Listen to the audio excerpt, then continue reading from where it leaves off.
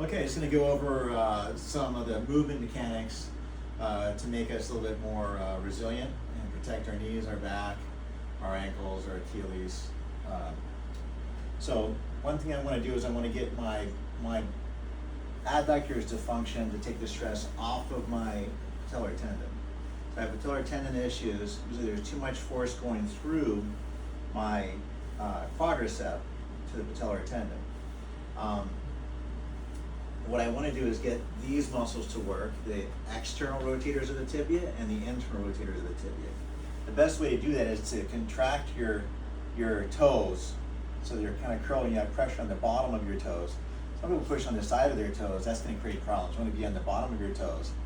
It's just more athletic. And then one of the things that happens, if you see, looking at my posture here, now if I have pressure, my foot is down, but I have pressure kind of curling the bottom of my toes, and see how that shifts my weight forward.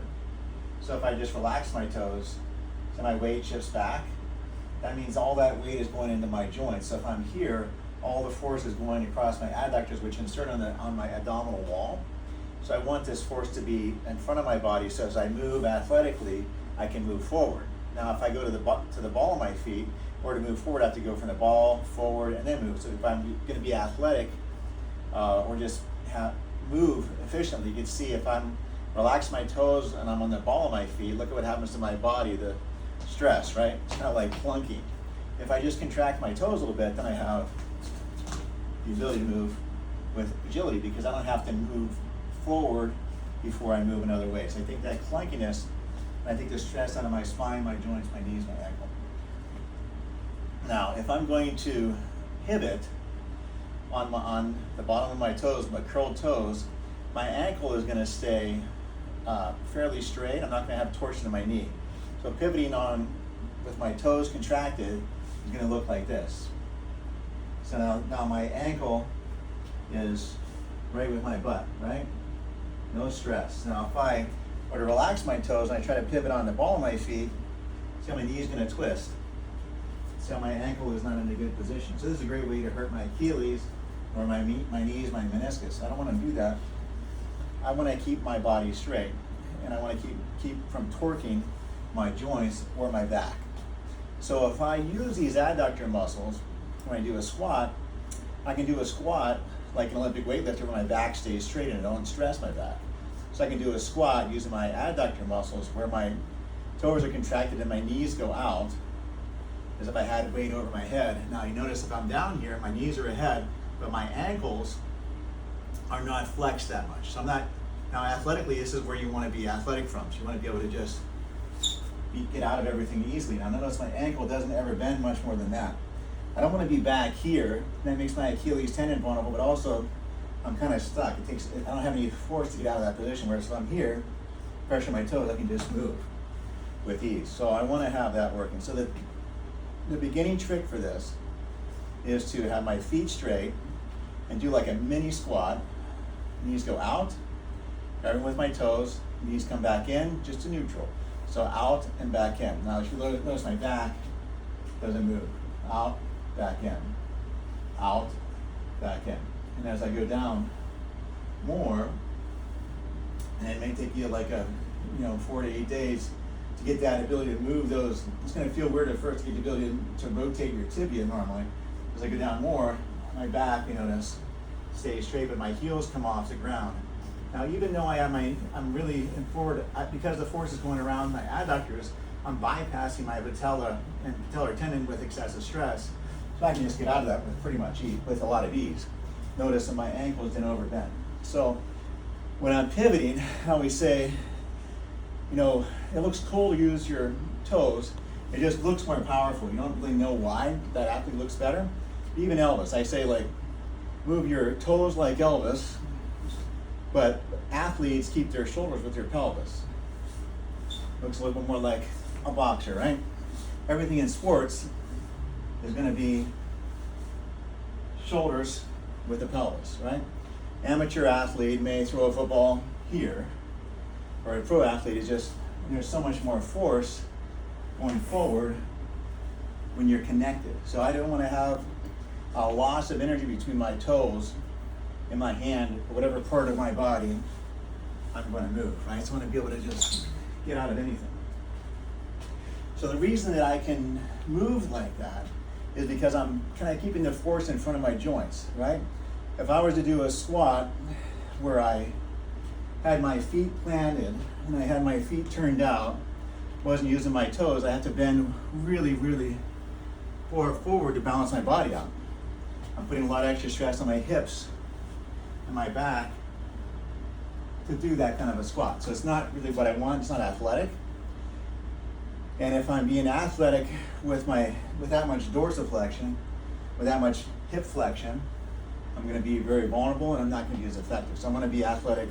Athletic squat is going to be heels move, and I want to be able to just pivot even from here all the way back up. So no matter what happens to me, I can get out of it. I'm keeping the force off of my joints. So let's take a look at what happens if I'm sitting. I want to teach everybody to get up out of it. I'll use this chair. If I'm sitting, I want to get up like an athlete and not like an old person, right? So old person, get up. Your feet stay pointed with your thighs. So usually your feet are out and your feet are ahead of you. So you have to really do a lot of things that are disadvantageous to your back and your hips and your knees. And it's probably going to make you feel old if you have any issues. So if I'm going to get out of the chair here, I'm going to have to lean way forward, get my weight over there. I'm going to have to come up. I have way too much flexion in my back. Now I'm going to stretch my hip flexors out, and I'm like, oh, I got it. But it's a lot of work, and it's not effective, and it's not good for our joints. The converse alternative would be, I'm going to use these muscles and these muscles by grabbing with my toes, get my body forward, get my knees out as far as I can. I'm going to drive with my toes and bring my knees up, and then I can just get right out and be athletic. A lot less effort, and it seems almost magical, but it's not just regular human mechanics. So even if you have issues with your knees and your hips, you should be able to just get up without having to lean forward, right? So get up without having to lean forward. So easy, better mechanics. So one of the big things, even if you're dealing with a shoulder issue with your shoulders, most athletes don't ever want to move. You kind of work like a Ken doll. So in a sport, the tendency is for amateur athletes to throw and use their shoulder a lot. But for pro athletes, we know that's just not efficient. We don't want to leak energy in our body. So our shoulder kind of stays like a Ken doll. So everything is going to be here, or boxing, right? I want to keep my spine from being stressed. There's a little trick with the upper back is, between bad posture here and good posture here, and the shoulders don't move and the neck doesn't move. So all the neck tucks and shoulder stretches don't really help your posture, but what it does help is getting my upper back further from my sternum. So naturally that's as far as I can go, but there's a trick called reciprocal inhibition. If I contract my pecs, the front of my body, the back, muscles around my back, and my spine relax. So this is as far as I can go back. If I stretch forward, then I can go back further because I contracted. Now as I come back down, I'm a little bit more upright. I couldn't naturally do that unless I had that contraction. Now if I just take a deep breath and see my rib cage expand here, then I have a better ability to translate power through my body with less effort and more resilience. So I want to see that easy motion where the force bypasses our joints and we have more athleticism and less likely to get hurt. So the other thing I want to think about is walking. So if I'm going to take a step, I want to use my toes on the back foot. If I use my toes on my back foot doesn't bend like this. I don't want that. I want this, right? Remember, toes like Elvis. Elvis doesn't do this when he's dancing, right? It's going to be here. And the ankle is not going to take as much force either, because if I go back here, I'm kind of stuck. I have no resilience. My Achilles is vulnerable. Here, I'm stable. So if I take a step using my whole foot, my whole body's gonna go forward. I'm gonna come down right over my body and not gonna be able to hit my heel very hard. I can't really hit my heel hard.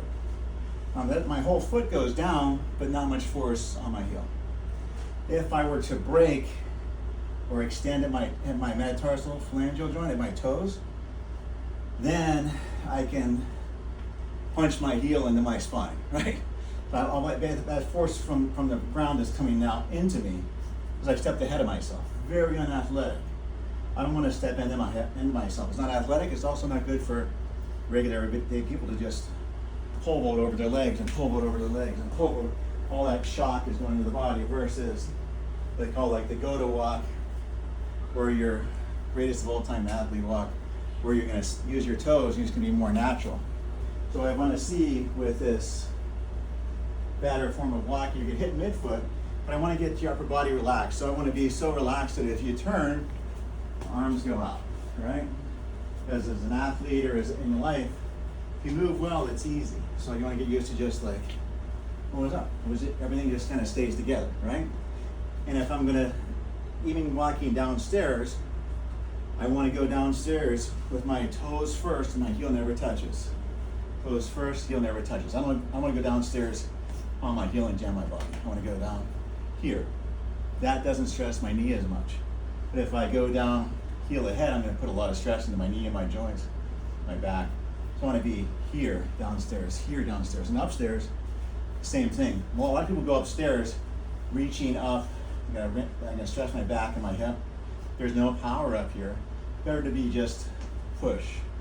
So I'm going to step straight under. And all that force is, I have more force on my posterior chain than trying to reach ahead of myself. So I have really a lot of force to go upstairs. And that translates to uphill or downhill. It especially translates to being athletic or agile. I don't want to stop athletically by stepping ahead of myself. So if I do this, my knee can twist, I can all these injuries, and all that force is going to go into my body if I'm going to try to step and then do something, right?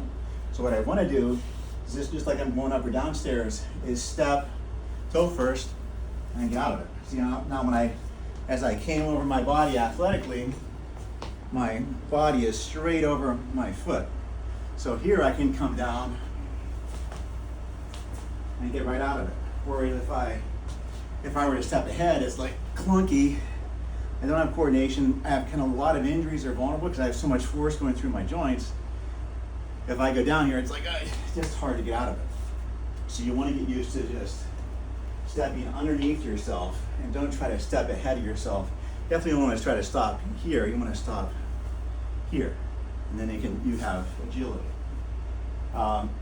So one of the things that you can see is just if you just have standing with your toes contracted and somebody pushes you, you're just going to jump out of the way. You're not going to get hurt. But if you have your toes relaxed because you lose core stability, somebody hits you, you're going to be falling all out of the way. So having just your toes working and you're engaging a lot more muscles, you have the neurological ability to react appropriately. If those muscles are relaxed, there's no time in a sport for you to get those muscles to fire. There's no time even in life, like if somebody walks by you in the kitchen, bad things can happen, right? Or you can fall or slip. So the idea is you want to use your whole body, which means keeping your toes activated in flexion. You don't want to walk with like a duck where your toes are out. I always want to think, this is like, walking like a baby, I guess, but you want to really be walking like an athlete. Little toe hits first, like a cat that's trying to grab the ground. So every time your toes are grabbing, your little toe is going to hit first because your foot's straight. Then you have this nice, easy, effective, walk or run or whatever you're doing. So we want to see, once we get this squat going, where we can get our knees out and our back stays straight, then we want to get used to, when we get all the way down, we want to get used to just having a cable or elastic band and pushing from different angles. So no matter how we move, if I'm pushing this way or if I'm pushing this way, I have the ability to just push myself out of it. My body stays together, right? That's locking your core as your shoulders stay with your pelvis. So I want to see this natural, even pivots. And that's what we do a lot of times in sports or lifting weights. We have this pivot. So I want to be really careful when I'm lifting weights or playing a sport to keep my body as straight as I can. If it comes to lifting weights, I want to have my toes engaged, but I also want to have my head back. So if my head is here, putting a lot more force on my cervical discs. So I'm going to reach forward, get my upper back further. It's not really my neck can be in any position, but my upper back, I want further from my sternum. So I want to be here and lift weights here. Now if I'm lifting weights here, I'm going to get a disc problem on my neck eventually. So I know I want to be back here. So this is how I want to lift weights. I don't really want to get behind my neck. That's a vulnerable place for my shoulders. And so I want to be kind of here, upper back, thoracic diaphragm engaged. I'm going to lift or use kettlebells or whatever I'm doing sport-wise. Keep that core locked, toes straight, arms in like Ken doll position or Barbie doll position, so everything is going to be here and not stressed. So that's the basics of movement mechanics that allow you to be that athlete that has to stop and get out of it really quick, right? But in the day-to-day life, I'm in my kitchen, I get something out of the cabinet, I'm going to pivot, grab, I'm going to pivot and grab. I'm not going to reach across my body, it's going to stress my shoulders. I'm not going to pivot on the ball of my foot, that's going to stress my knee. Okay? Good.